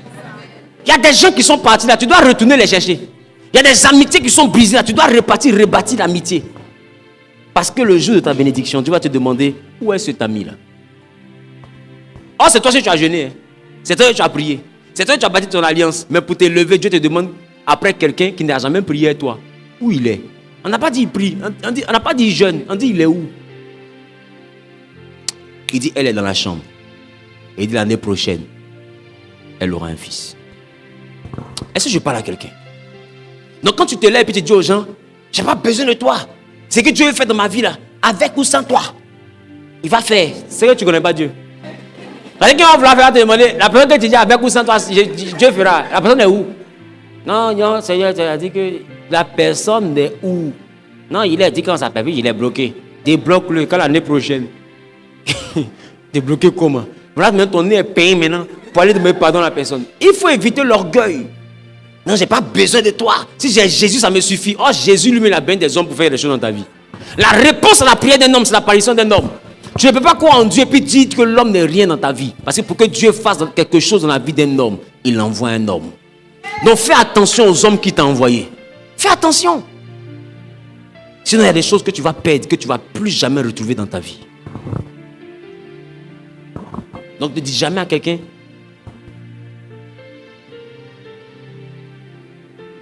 avec ou sans toi, ce que Dieu fait dans ma vie là, il va faire. Dis à ton mari, ne dis jamais ça. Même si aujourd'hui tu es plus riche que la personne, ne dis pas ça. Des fois Dieu t'envoie un esclave. Aujourd'hui il n'a rien. Mais des fois dans 10 ans il est chef d'État. Et tu l'as connu dans sa version, il n'a rien. Et tu te dis, avec ou sans lui, je deviens quelque chose. Et puis il est parti. Et puis il a continué son chemin. Et puis un matin, tu entends, bim. Et puis tu demandes d'audience, est-ce que je peux les voir? Quoi? Avec ou sans lui? Donc il faut aller dans sans lui là. Qui comprend ce que je suis en train de dire? Parce que la vie là, il y a la dimension, on s'en tout droit, puis la dimension, la vie se renverse. C'est-à-dire quoi? Celui qui était riche devient pauvre, celui qui était pauvre devient riche. C'est le côté de la vie là qui fait peur. C'est pourquoi il ne faut jamais regarder quelqu'un qui n'a rien de haut. Parce que des fois, l'esclave d'aujourd'hui est le roi de demain. Donc tu dois avoir Eucharistia, la profondeur. Ça va retrouver la grâce. Parce que quand la femme de Potiphar voit Joseph, elle voit un esclave. Mais quand Dieu voit Joseph, il voit le gouverneur. C'est la Eucharistia. Elle ne va jamais accepter qu'on l'accuse à tort. Parce que demain, il sera le patron de son mari. Mais quand elle n'a pas Eucharistia, elle utilise son pouvoir pour humilier l'enfant. Je ne sais pas si on se comprend un peu. Oh, l'enfant que tu peux envoyer comme tu veux aujourd'hui, là, il est le futur gouverneur de l'Égypte demain. Imaginez-vous le jour où Joseph a été présenté à toute l'armée comme étant le pharaon par intérim. Il y a un homme qui était là. Son nom c'était Potiphar. Potiphar devant qui Joseph n'était rien. Aujourd'hui devant lui Joseph est tout. Joseph même peut le faire renvoyer. Joseph est pharaon. Il a l'anneau de pharaon. Ce qu'il signe est signé. Ce qu'il dit est dit. Tellement il est quelqu'un, son peuple est venu, on l'a donné une ville appelée Goshen. Ils ont habité là-bas, ils ont mangé cadeau. La Bible du vivant de Joseph, les Égyptiens ont eu peur de toucher Israël parce qu'ils avaient peur de Joseph. Joseph n'était pas un homme ordinaire. C'était un souverain. C'était un homme plein d'autorité, de pouvoir. Tant qu'il vit, on ne touche pas son peuple. Qui peut toucher Israël du vivant de Joseph? Donc même Potiphar n'est plus rien. Oh hier, Potiphar était très grand. Mais quand demain est arrivé, Potiphar est devenu tout petit. La profondeur d'Eucharistia peut t'envoyer de fois à bien traiter ta nounou. Aujourd'hui, elle est nounou.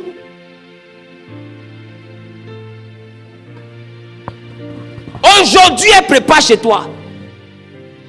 Mais je sais qu'il y a des gens qui ont préparé dans le maison déjà, puis 10 ans après, 15 ans après, tu ne peux pas eux. Il y a des gens qui ont préparé chez toi. Demain, c'est eux qui ont hébergé.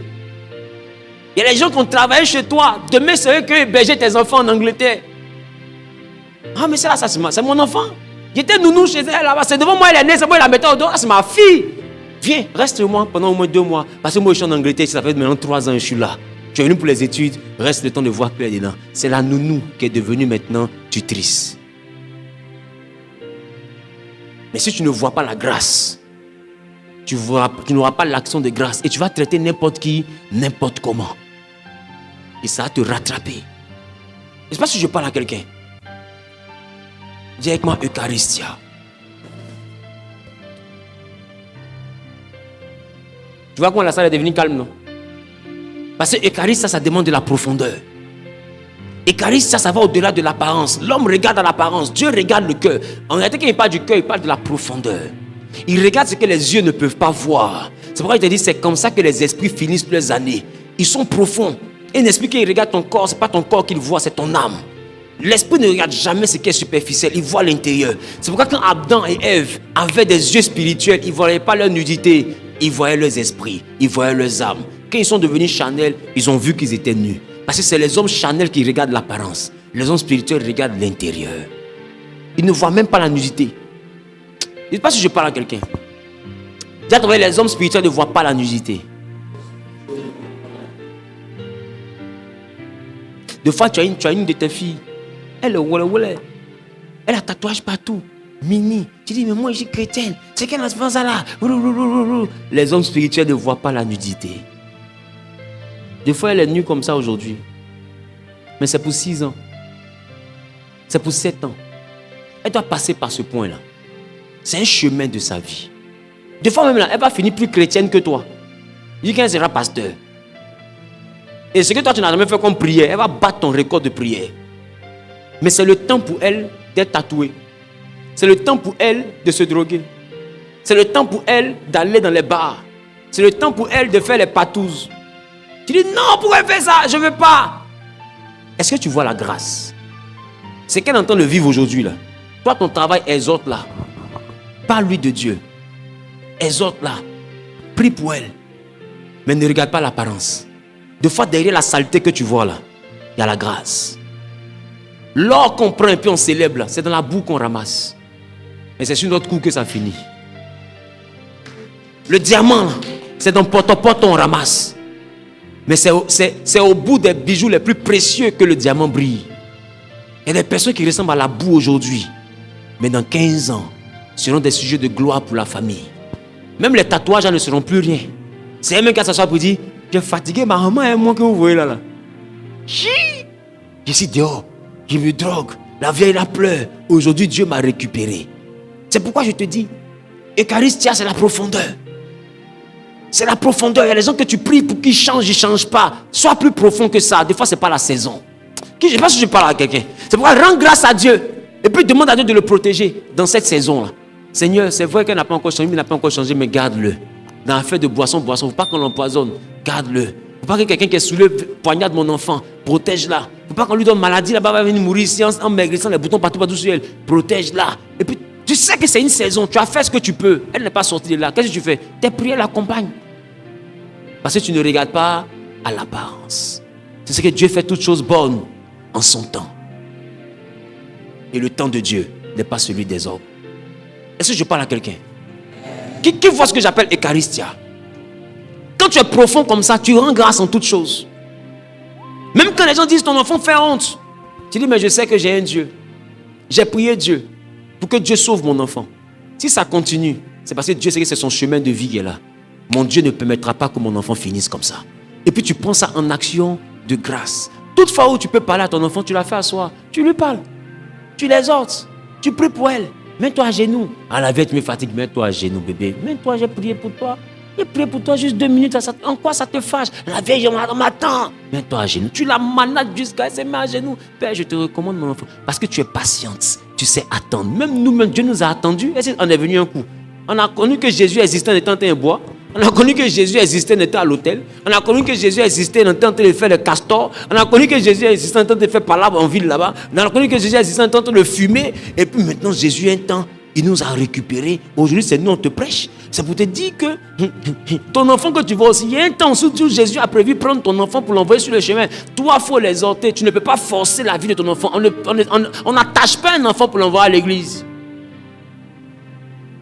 Est-ce que je parle à quelqu'un?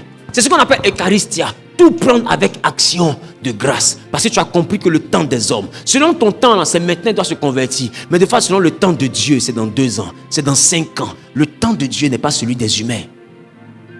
Tant que le temps de Dieu n'est pas arrivé, que tu as Eucharistia, que tu as la profondeur de la reconnaissance, tu bénis Dieu. Parce que malgré tout ça, tu n'as pas encore une mauvaise nouvelle. Seigneur, protège mon enfant.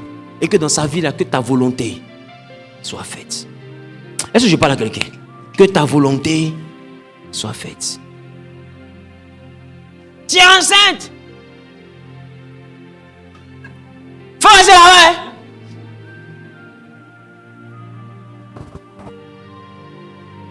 Est-ce que tu sais que 2 fois, cette grossesse non désirée là, 2 fois, c'est une erreur, hein, c'est clair. On ne justifie pas ça. Mais tu sais que 2 fois, l'enfant qui vient là, c'est le sauveur de toute la famille.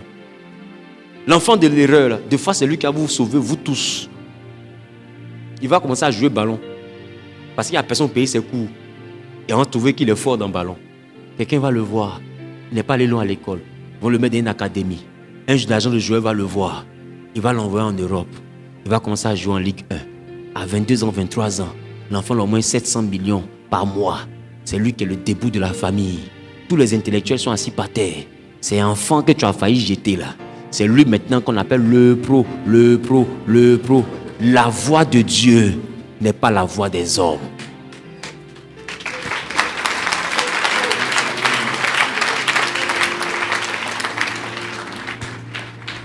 C'est pourquoi prenez le temps de remarquer les enfants qui n'ont pas été désirés, la majoritairement, c'est eux qui réussissent.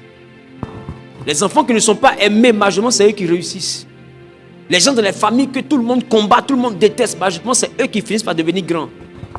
Parce que la Bible, c'est la vérité. Vous devez être capable de voir. La Bible dit, qui a reconnu le bras de l'Éternel? Le problème, c'est que le bras de l'Éternel, c'est ce qu'on appelle la grâce. Qui a reconnu la grâce? La Bible, il n'a rien pour attirer nos regards.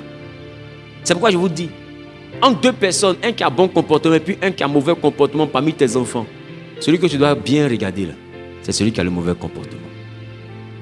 Entre un qui aime étudier et puis l'autre qui n'aime pas étudier, celui que tu dois bien regarder. Exhorte l'autre pour qu'il continue à étudier. Hein. Mais ne perds pas de vue celui qui n'aime pas étudier. Parce que la main de Dieu n'a jamais rien pour nous plaire. Voilà pourquoi Dieu confond.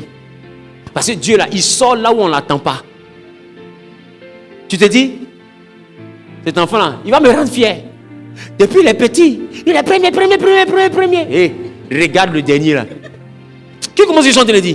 Parce que Dieu sait que c'est là-bas que tu regardes. Oh, il dit, il va faire ce que ton œil n'a jamais vu. Et ton œil a vu qui? Le premier là. Donc si Dieu veut faire quelque chose, c'est plus par lui. Parce que Dieu veut faire quelque chose qui va te faire yada. Il veut faire quelque chose qui va te faire eucharistia. Qui commence ce que je suis en train de dire? C'est pourquoi il dit, qui a reconnu le bras de l'Éternel? La Bible dit, il n'avait rien pour attirer nos regards. Majoritairement, vous misez tous sur les enfants qui attirent vos regards. Et vous banalisez ceux qui n'attirent pas vos regards. La Bible dit que c'est Ésaü qui attirait les regards d'Isaac. Il a dit, prépare pour que je mange afin que mon âme te bénisse. Mais l'enfant qui ne regardait pas là, c'est lui que Dieu avait vu. Et son nom c'était Jacob. Et c'est Jacob qui a été béni. Et la grande nation devient la nation d'Israël. Israël là, c'est l'autre nom de Jacob. Il y a les enfants que tu ne regardes pas là, ils seront plus grands que ceux que tu regardes. C'est pourquoi faites attention aux enfants qui n'ont pas du prix à vos yeux. Faites attention aux enfants qui ne signifient rien pour vous. Faites attention aux enfants dont la vie ne vous touche pas. Faites attention aux enfants dont la douleur ne vous touche pas. Mais justement, ce sont ces enfants-là que Dieu regarde. Est-ce que je parle à quelqu'un? Et David était un enfant comme ça. Enfant né dans des conditions bizarres. Il dit, on m'a conçu dans le péché. Certainement dans l'adultère. Donc enfant de honte. Et qui fait honte. Son père l'a pris très tôt pour le mettre derrière les moutons. Il sait qu'il y a lion, il sait qu'il y a ours. Mais il envoie l'enfant là-bas parce qu'il espère qu'un jour on lui apprenne que l'enfant est mort.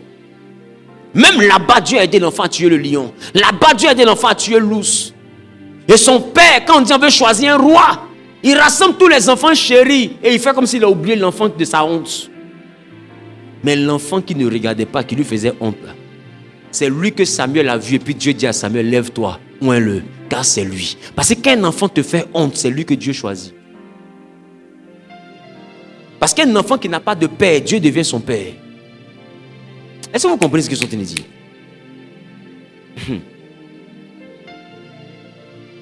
Dis avec moi, il y a Eucharistia.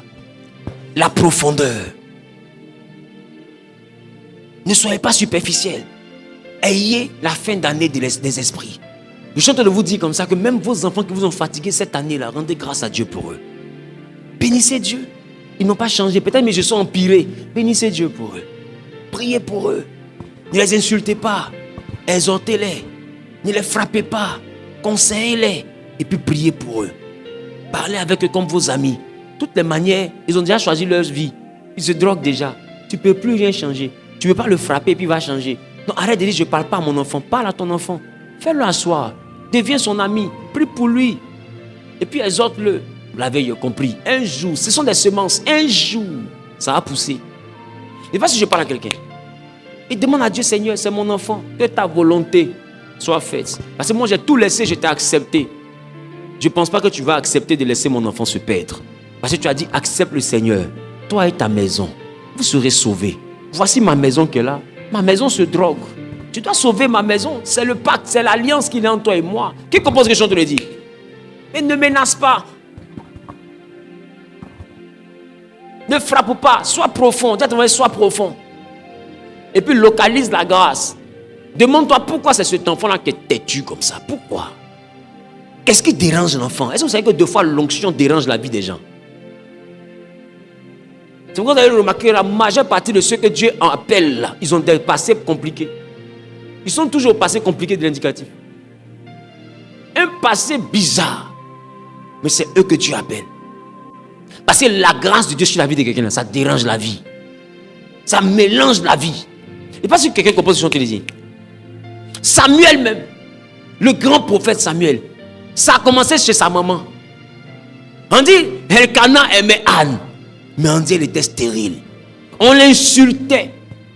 Dans son foyer, la rivale l'insulte, humiliation sur humiliation. Au lieu que son mari la défende, il dit, je suis pour toi plus que 10 fils. Et puis il lui donne l'argent pour qu'elle fasse offrande à Dieu. Et un jour, elle a eu un enfant appelé Samuel. Et son enfant a relevé sa tête. Et son enfant est devenu un faiseur de roi. Il y a des choses que tu es en train d'avoir là. Aujourd'hui, en tant que mère, Dieu a prévu ton enfant pour essuyer tes larmes. Tu vas te dire, Seigneur, je prie, tu ne m'écoutes pas. Mais laisse-moi te dire, il ne t'écoute pas parce qu'il t'a exaucé. L'enfant que tu vas en train de grandir là, c'est ton Samuel. Quand il va grandir, même ceux qui t'ont insulté là, c'est dans le livre de 1 Samuel qu'on va entendre parler d'eux. C'est-à-dire que si ton Samuel n'est pas venu au monde, on ne peut pas savoir que Pénina a existé. Parce que Pénina elle a mis enfant au monde, mais toi tu as mis quelqu'un au monde. Mettre des enfants au monde, c'est remplir la terre. Il reprend. Voilà, il y a les enfants qui remplissent la terre. C'est les enfants de Pénina là. Et tu as entendu le nom de quelqu'un parmi ses enfants. On dit elle a eu des enfants. C'est la Bible, c'est un livre d'intelligence. Quand la Bible dit ton nom, c'est que tu es important. La Bible dit elle a eu des enfants. Quand la Bible dit ton nom, c'est que ton nom même a une signification prophétique. On peut prêcher, même ton nom en ce moment peut devenir une prédication. Mais quand la Bible ne dit pas ton nom, quand Dieu ignore ton nom, c'est que tu n'es personne. C'est que ton existence ne va rien changer sur la terre. Et c'était les enfants de Pénina. Oh, avec enfant Adoka frère comme ça, là, elle insulte l'homme aussi. Enfant Yougou, dernier modèle. Elle insulte l'homme. Mais un enfant que Anne a fait, un seul, il est devenu le faiseur de roi. C'est lui qui a oint David, le plus grand roi d'Israël. C'est lui qui a oint Saoul. Quand il parle, aucune de ses paroles ne tombe par terre sans réalisation. Un seul enfant. Dans son livre de 1 Samuel, on dit Elkana aimait plus Anne que Dieu avait rendu stérile. Mais Pénina mortifiait Anne. C'est le livre de Samuel, donc qui explique? C'est le livre de Samuel, donc qui explique? C'est Samuel. Samuel a donc expliqué la vie de sa mère. Mais il a expliqué ça en étant le grand Samuel. Un faiseur de roi explique la douleur de sa mère. Parce que laisse-moi te dire, Dieu ne t'envoie pas quelque part si tu n'as pas enlevé quelque part. Parce que ceux qui n'ont pas d'histoire n'ont pas de destination. Parce que la destinée, c'est la destination que Dieu réserve à quelqu'un. Et pour que ta vie soit un témoignage, il faut que ton histoire soit opposée à ta destination. Là, quand les gens regardent ton histoire, et puis ils regardent où tu es arrivé, on comprend que si ce n'est pas Dieu, ce n'est pas possible. Parce que c'est tellement opposé qu'il te faut Dieu. C'est pourquoi toi dont la vie aujourd'hui est bizarre, sache que la difficulté d'aujourd'hui c'est ton histoire. Or avec Dieu, l'histoire est toujours opposée à la destinée. C'est pourquoi dans la difficulté tu dois rendre grâce à Dieu. Parce que cette difficulté n'est pas ta destination. Parce que Dieu dit ceux qui l'appellent, il les justifie, ceux qui justifient, il les glorifie. La destination finale c'est la gloire. C'est pas ce que tu es en train de traverser là. C'est pourquoi dans cette année, tu dois terminer avec action de grâce. Tu sais satisfaire un cœur qui te cherche. Un cœur qui te cherche. À toi tu en es capable. Tu sais satisfaire celui qui te cherche. Celui qui te cherche. Tu en es capable. Tu sais satisfaire. Tu sais satisfaire celui qui te cherche. Celui qui te cherche.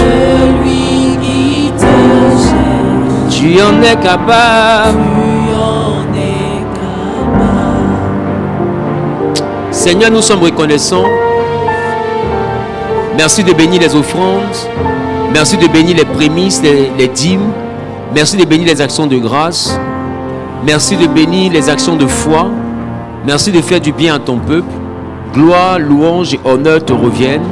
Dans le Saint-Nom de Jésus, j'ai prié. Quelqu'un a dit Amen bien.